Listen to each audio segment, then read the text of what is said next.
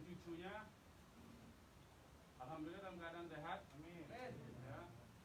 Dan saat ini sedang dalam pemulihan sebetulnya. Jadi saya di samping kanan saya perkenalkan dulu adalah Kiai Haji Sobri Lubis, adalah Ketua Umum DPP FPI. Di belakangnya adalah Panglima Laskar Pembela Islam Ustadz Maman Suryadi. Di belakang saya Wakil Panglima Laskar Pembela Islam Ustadz Jordan, dan ada pengurus FPI di belakang kita. Jadi pertama-tama saya mau sampaikan bahwa kami sebelum ada pengumuman dari pihak Polda, yang tadi itu pun kita dapatnya dari televisi, sebelum kita mendengarkan pernyataan dari pihak Polda, itu kita masih menganggap keenamnya dalam status hilang. Makanya pernyataan kita yang pertama keluar itu adalah pernyataan statusnya masih dalam keadaan hilang, kita sebutkan. Karena itu pernyataan dibuat pagi hari, ya, sebelum kita mendengar kabar bahwa keenamnya sudah syahid. Nah, kemudian saya mau jelaskan kronologi backgroundnya dulu, bahwa beberapa hari yang lalu, ya, memang ada beberapa pengintai di Pondok Pesantren Habib Rizik, yaitu hari Jumat, ya. Hari Jumat itu ada beberapa pengintai yang ditugaskan oleh institusi resmi negara. Ya, saya tidak mau sebut. Oleh institusi resmi negara yang ditugaskan mengintai 24 jam. Mereka menggunakan drone dan peralatan canggih lainnya. Dan kemudian ada komunikasi dari laskar yang menjaga Pondok Pesantren Habib Rizik di Megamendung itu dengan para pengintai. Karena kebetulan mereka terjebak dengan cara pengintaian mereka sendiri yang tidak profesional.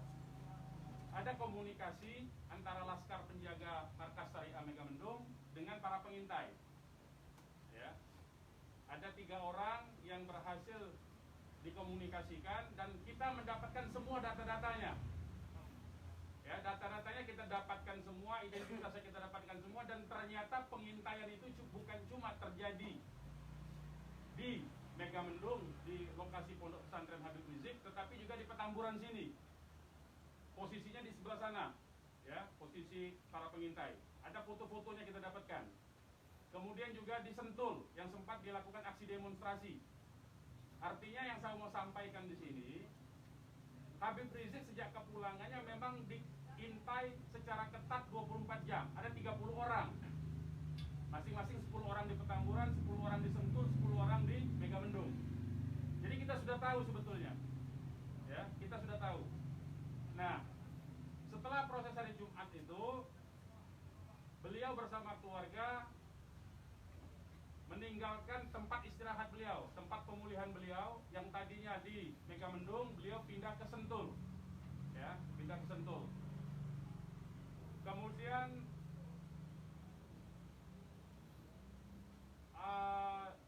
Ahad, ya, malam, yaitu hari Minggu, pukul 22.30, artinya lebih sekitar setengah 11-an, ya, setengah 11 sampai jam 11 malam. Beliau meninggalkan lokasi dari Sentul untuk menuju ke tempat pengajian keluarga. Pengajian keluarga inti. Saya mau sebutkan, pengajian subuh, ya. Pengajian subuh keluarga inti. Jadi tidak melibatkan pihak mana-mana pun juga. Dengan 4 mobil keluarga. Di dalam mobil ada istri beliau, ada anak dan ada menantu. Artinya ada perempuan di dalam mobil itu.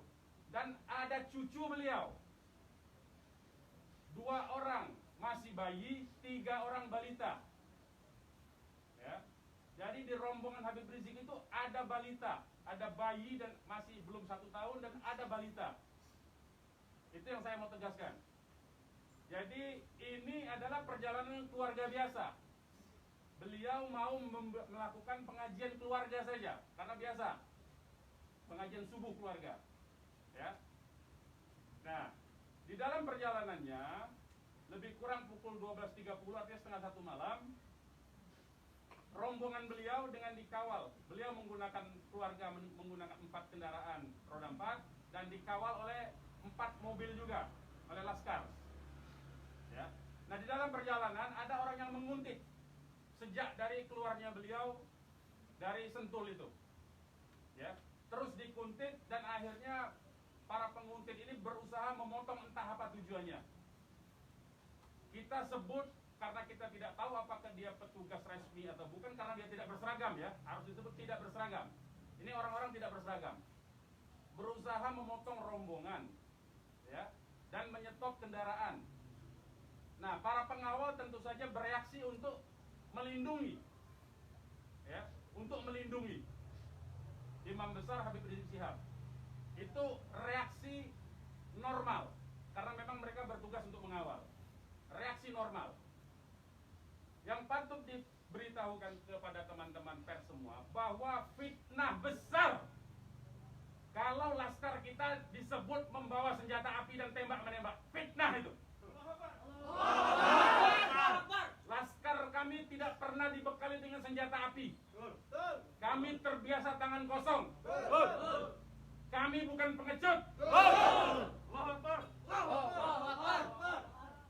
Jadi fitnah, dan ini fitnah luar biasa, pemutarbalikan fakta dengan menyebutkan bahwa laskar yang lebih dahulu menyerang dan melakukan penembakan. Kalau betul itu coba dicek senjata apinya, nomor register senjata apinya, pelurunya itu semua tercatat. Cek saja, silakan dicek. Pasti bukan punya kami, karena kami tidak punya akses terhadap senjata api dan tidak mungkin membeli dari pasar gelap. Ya, jadi bohong sama sekali. Apalagi di FPI, di kartu anggota FPI dan kartu anggota LPI disebutkan bahwa setiap anggota FPI dilarang membawa senjata tajam, senjata api, bahkan dan bahan peledak. Itu dilarang di kartu anggota kita punya. Ya. Nah, jadi upaya-upaya memfitnah, memutarbalikkan fakta, hentikanlah. Ya. Hentikanlah. Nah, kemudian kejadiannya, ya, kenapa kami menyatakan laskar kami dalam keadaan hilang? Karena memang kami belum tahu keberadaannya di mana. Itu membuktikan bahwa mereka dibunuh dan dibantai, saudara-saudara. Ya. Kalau sejak awal tembak menembak itu berarti dia tewasnya di tempat dong. Tewas di tempat pasti banyak. Semalam saya sendiri sampai jam 3 sudah ngecek dengan teman-teman yang di lapangan, tidak ada jenazah di situ, tidak ada keramaian di situ. Yang ada justru petugas aparat setempat yang ada di lokasi yang diperkirakan di sekitar pintu tol Karawang Timur. Ya, di tengah malam itu saya suruh cek. Begitu saya mendengar ada berita terjadi ada laskar kita yang ditembak, kita suruh cek ke pintu tol Karawang Timur. Ternyata tidak ada mobil laskar di situ. Mobil laskar tidak ada, jenazah tidak ada. Kalau itu memang tembak menembak dan tewas di tempat, itu pasti ada jenazah di situ. Pasti membutuhkan proses lama untuk evakuasi di situ. Tetapi ini tidak ada. Dan bahkan saudara-saudara perlu ketahui, teman-teman media, sempat salah satu laskar mengirimkan voice note rintihan dari salah satu laskar kita yang ditembak. Itu artinya apa? Itu artinya laskar kami dibawa ke satu tempat dan dibantai di tempat itu. Dibantai di tempat lain. Itu artinya. Dan kemudian waktu kemudian setelah voice note terkirimkan, tidak ada lagi HP dari laskar 6 orang itu yang aktif kita hubungi. Kita sudah cari sampai pagi tadi, sampai siang tadi, sebelum pengumuman dari pihak Polda, kita sudah cari kemana-mana. Ke rumah sakit kita cari, ke kantor polisi kita cari. Karena kita anggapnya itu orang hilang. Dan ternyata kemudian ada pengumuman bahwa seperti yang dinyatakan fitnah, yang menyatakan tembak menembak itu. Ya.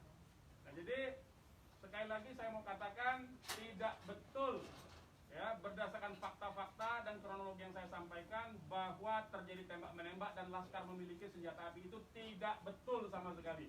Itu fitnah besar terhadap kami, fitnah besar terhadap umat Islam. Kami anggap itu upaya memutarbalikkan fakta yang tidak pada tempatnya.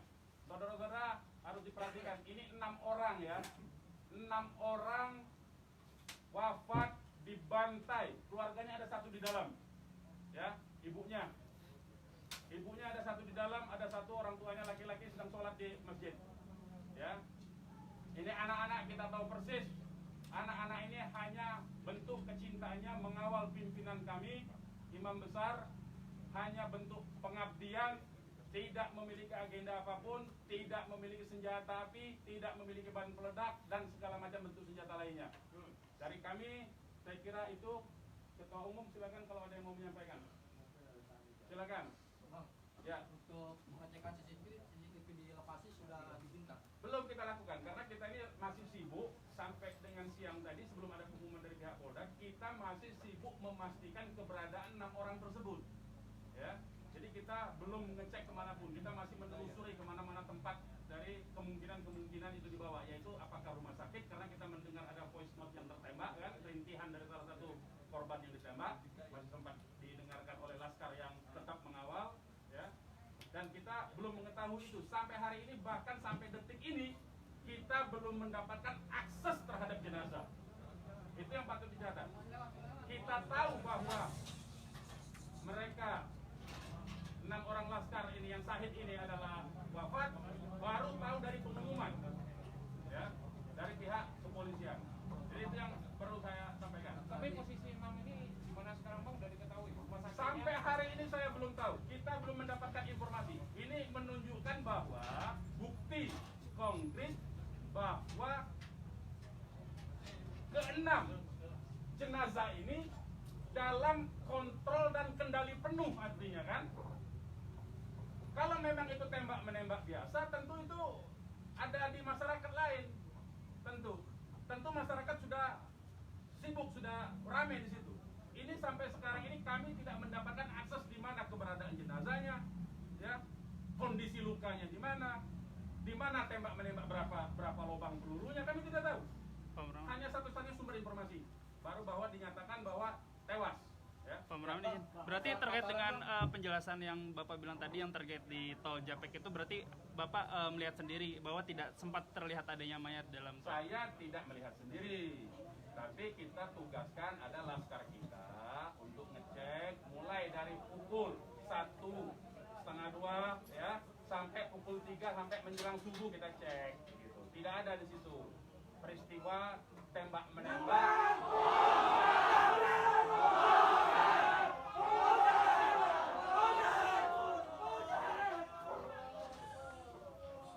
Tidak ada peristiwa tembak-menembak di lokasi yang kita duga tempat terjadinya itu. Ya.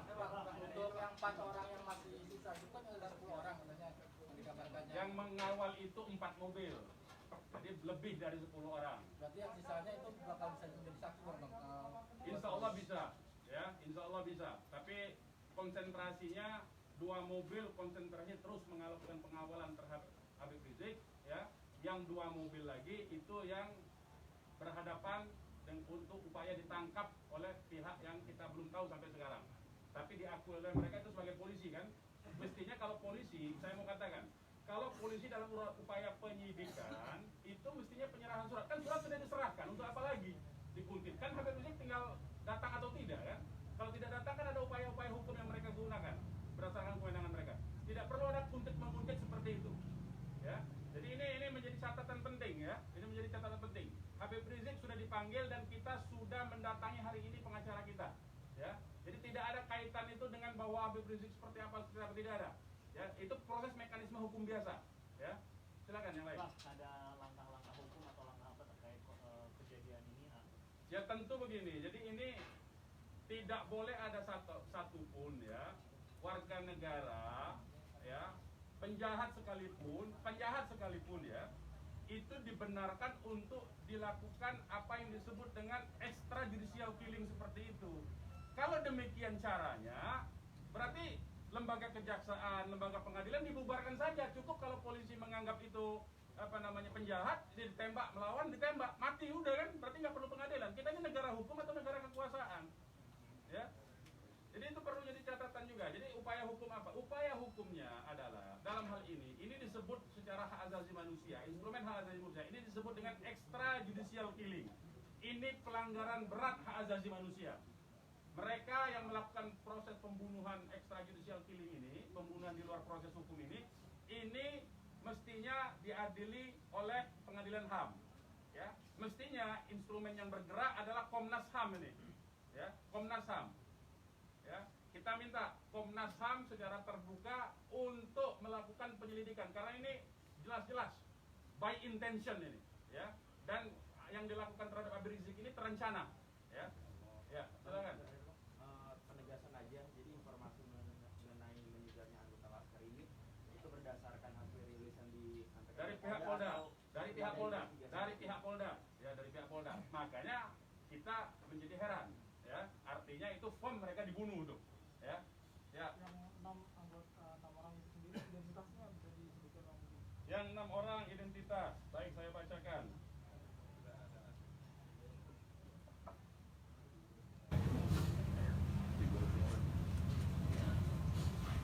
Saya bacakan nama-nama laskarnya ya. 1 Faiz, ini nama panggilan, kita belum cek nama aslinya ya. Ini baru nama panggilan dari teman-temannya yang mengabarkan. 1 Faiz, 2 Ambon, 3 Andi, yang Andi ini ibunya sudah ada di sini di dalam kantor kita. 4 Reza, 5 Lutfi, 6 Kadafi. Ya. Semuanya adalah anggota Laskar dari Laskar DKI. Ya. Saya ulangi lagi, Faiz, Ambon, Andi, Reza, Lutfi, dan Kadafi. Ya, 6 orang. Usianya sendiri rentangnya ada berapa? Usianya kita masih cross check dengan keluarga ya. Kita belum tahu karena kita kan tidak pegang KTP-nya. Bang, satu lagi nih. Peristiwa baku tembak ini kan terjadi. Tidak ada peristiwa baku tembak, Mas. Nah, itu Peristiwa penembakan yang ada. penembakan ini kan dikabarkan sama Pak Kapolda karena ada isu pengarahan massa ke Jakarta mengawal Habib Rizik pemeriksaan. Nah, apakah itu benar? Jadi itu membuktikan itu fitnah ya. Habib Rizik itu menuju luar Jakarta, bukan menuju dalam Jakarta. Jadi kebohongan-kebohongan seperti itu tidak layak dikutip menurut saya. Ya, tidak boleh informasi publik dijejali dengan berbagai macam kebohongan. Hentikan kebohongan. Habib Rizik menuju arah luar Jakarta, bukan menuju dalam Jakarta, menuju ke tempat pengajian. Pengajian itu pengajian keluarga. Keluarganya keluarga inti. Terdiri dari, ya kalau saya sebutkan nanti Habib Rizik terancam nyawanya. Mau tanggung jawab nggak nanti? lokasi penembakannya di mana, Bang? Lokasi penembakan diperkirakan pintu tol Karawang Timur. Yang udah dicek di sana di mana? Sudah dicek di situ. Karawang Timur. Pintu tol Karawang Timur. Sudah kita cek. Berarti kalau dari rombongan ARS sendiri nggak ngeliat ada tembak menembak di situ ya Pak? Tiba-tiba Tidak ada, memang tidak ada tembak menembak. Ya, memang tidak ada tembak menembak. Sudah saya katakan berulang-ulang, tidak ada tembak menembak. Kalau bahasanya tembak menembak, itu artinya dua belah pihak memiliki senjata api yang sama. Jadi kayak saya mohon lah ya, penggunaan diksi ini kita didiklah masyarakat ini, didiklah publik ini, edukasilah publik ini dengan fakta yang sesungguhnya.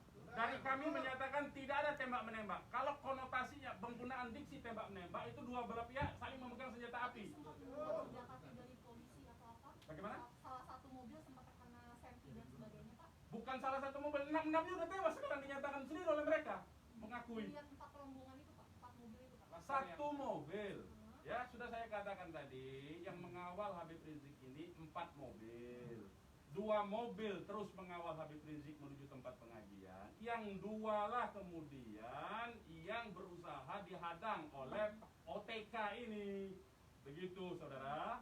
Ya. Kemudian terjadilah upaya-upaya penangkapan itu dan ada sekali penembakan di tahap awal itu dan mengenai satu laskar. Satu laskar inilah kemudian yang voice note-nya sampai ke tim yang lain, ke mobil yang satunya. Mobil yang satunya segera katakanlah menyelamatkan diri begitu. Karena ini ada tembakan, itu bukti ya. Saya mau katakan ini ada 2 mobil. Satu mobil dihadang, satu mobilnya kalau betul ada tembak menembak dan Laskar FPI punya senjata, tentu dihajar pakai mobil satunya. Ini kan tidak terjadi. Buktinya yang satunya mobil kita, Laskar kita menyelamatkan diri begitu loh. Ya, itu faktanya. Jadi tidak ada penggunaan diksi tembak menembak. Penembakan yang ada itu. Penembakan oleh siapa? Sementara ini mereka mengakui bahwa itu dari pihak mereka. Dengan tadi pernyataan kan, jelas kan? Mereka sendiri yang mengakui. Tadinya kita anggap itu OTK, tapi sekarang sudah diakui. Ya. Nah, karena ini aparat negara yang melakukan, maka ini pelanggaran hak asasi manusia yang berat, begitu loh. Pelanggaran hak asasi manusia berat itu sendiri, apakah FPI akan melapor ke Komnas HAM? Oh iya, kita akan berupaya tentu saja. Ya, kita akan menggunakan seluruh mekanisme hukum untuk melaporkan peristiwa ini. Ini tidak boleh dibiarkan, sebab bisa saja nanti anda semua akan ditembak nanti kalau kritis. Ya, karena anda wartawan tentu saja menyuarakan yang kritis. Kalau anda tidak disenangi kritik anda nanti, anda akan menjadi sasaran. Semua warga negara Indonesia akan diperlakukan sewenang-wenang seperti ini. Ini tidak boleh dibiarkan. Ya, kami masih bersabar dengan menggunakan upaya mekanisme hukum. Ya, yaitu akan berupaya melaporkan ini ke Komnas HAM karena ini kita sebut pelanggaran HAM berat. Ya. Terkait Ada upaya dari FPI untuk mengkonfirmasi soal identitas 6 orang itu nggak, Pak? Enggak, nanti kita keluarganya tentu kita ini sekarang aja sudah ada 3 keluarga ya. Insya Allah dari keluarga nama-namanya identitasnya akan kita dapatkan dalam waktu segera dan akan kita keluarkan identitas keluarga masing-masing termasuk umur, alamatnya ya. Sudah ada yang dihubungi Kapolda terkait 6 jenazah itu? Belum ada. Ini kita tidak punya akses informasi ya. Pak, untuk jenazah sendiri ada di mana Pak? Karena kan di airport sendiri tadi belum ada jenazah penemuan. Nah itu tanya ke mereka yang nembak, mereka yang mengendalikan jenazah, kenapa tanya kita? Tanyanya mereka itu bukti mereka menguasai itu jenazah ya. Dan dalam kewajiban seorang muslim itu jenazah harus segera diserahkan kepada keluarga ya, jangan dilama-lamakan. Dan keluarga menolak otopsi, tidak dibenarkan otopsi tanpa izin dari keluarga. terkait dengan kejadian ini sendiri, responnya Habib Rizik itu apa, Bang? Ya, beliau tentu saja mengucapkan innalillahi wa inna ilaihi rajiun. Ya, beliau sangat berduka, sangat bersedih karena ini adalah laskar yang semata-mata mengabdi kepada beliau untuk mengawal beliau. Ya. Beliau sangat sedih tentu saja. Ya, beliau sangat sedih. Balik lagi ke orang yang mengintai itu, Pak, bagaimana FPI memastikan 30 orang itu benar adalah pengintai yang berasal dari lembaga negara, termasuk yang 3 orang di Megamendung? Ya, kita punya pengakuannya, kita punya data-data laporan mereka ya kepada atasan mereka, kita punya sampai sekarang ini. Nah, kita tidak tahu apakah ini adalah bentuk-bentuk upaya balas dendam dari terbongkarnya coverage mereka. Kita tidak tahu, ya. Kita tidak tahu. Pak, laskar itu tadi disebut polisi adalah laskar khusus yang berusaha menghalangi penyidikan Habib Rizik. Itu Penyidikan apa? Penyidikan itu di kantor polisi, Mas. Jadi jangan polisi jangan sembarangan lah, ya saya kira. Penyidikan itu di kantor polisi. Dan Habib Rizik itu akan dipanggil. Yang dihalangi itu apa? Tidak ada upaya menghalangi. Habib Rizik itu mau menuju pengajian. Apa yang disidik? Apa yang disidik? Pertanyaannya. Penyidikan apa? Ya. Tidak ada upaya menghalangi itu, ya. Tidak ada upaya menghalangi. Itu fitnah, lagi-lagi itu fitnah. Ini upaya untuk melepaskan diri dari jerat hukum. Ini pelanggaran HAM, saya katakan. Ini pelanggaran HAM sekali lagi, ya. Tidak boleh lepas dari jerat hukum ini. Tidak boleh karena kekuasaan lepas dari jerat hukum. Tidak boleh. Tidak ada upaya menghalang-halangi itu. Karena Habib Rizik jelas mekanisme hukumnya. Ya, tinggal dipanggil, tinggal di keterangan saja. Ya, silakan yang lain. Masih ada? Bang, Ya. Bang, ini barusan IPW merilis tentang kasus ini. Siapa? IPW, Indonesian Police Police Watch. Watch. Jadi IPW mendesak untuk Jokowi mencopot Kapolri sama membentuk tim pencari fakta bahwa ada pelanggaran di sini. Apakah teman-teman FPI akan menggandeng IPW juga untuk membentuk tim fakta? Ya, kalau IPW kan LSM memang dia selama ini berfungsi untuk menjadi pengawas polisi kan, namanya Police Watch kan. Ya, saya setuju, tentu saja terima kasih atas dukungan dari IPW untuk supaya kasus ini dibentuk tim independen. Saya setuju. Dan tim independen itu tentu saja menurut saya harus dipimpin oleh Komnas HAM karena kewenangan itu ada di Komnas HAM ya. Baik, yang lain. Ada rencana untuk melapor ke Propam juga mungkin, Bang? Ya, jeruk makan jeruk nantinya, Mas. Sama aja, Ya. Bang. Jeruk makan jeruk, ya. Nanti ini yang jelas ini saya katakan ini ada unsur dugaan kuat pelanggaran hak asasi manusia yang berat. Ya. Karena dia pelanggaran hak asasi manusia yang berat, maka kewenangan itu ada di Komnas, ya, bukan lagi di Propam. Kalau Propam itu sekedar profesi saja, ya. Oke, yang lain kalau tidak ada kita ini Ya, ini mungkin insya Allah kita akan masukkan juga untuk bisa membuat tim pencari fakta dari DPR dan seluruh instansi yang terkait dan supaya tim independen bisa segera dilaksanakan, bisa terlaksana dengan yang berwibawa, dengan banyak instansi sehingga kita bisa meminimalisir celah-celah kebohongan. Ya. Jadi seperti itu. Insya Allah Taala dengan tim pencari fakta independen untuk bisa menguak bagaimana peristiwa ini yang sebenarnya, walaupun kita sudah melihat bagaimana fitnahan-fitnahan yang ditujukan kepada Front Pembela Islam maupun kepada laskar-laskar kami, itu semuanya, tapi tetap perlu untuk bisa terkonstruksikan ya dengan data-data dan bukti-bukti, insya Allah Taala dengan keterbukaan dan juga dengan rasa keadilan, insya Allah Taala. Oke. Silakan yang lain teman-teman. Pak Muraman, sekarang Pak Habib Rizik posisi sedang di mana? Oh, kalau kami kasih tahu nyawa Habib Rizik yang terancam. Mohon maaf ya, kita tidak bisa kasih tahu soal itu. Baik, yang lain nggak ada? Baik, kepada teman-teman media, sekali lagi saya ucapkan terima kasih yang banyak ya, jazakumullah wa khairan jaza atas profesionalisme ya, cross check, cover both side dari teman-teman, karena memang pemberitaan tidak boleh berdasarkan hanya satu pihak saja. Kami hanya menuntut bukan fakta dengan apa yang sesungguhnya dari kedua belah pihak. Nanti masyarakat yang akan menilai itu ya. Yang jelas penggunaan diksi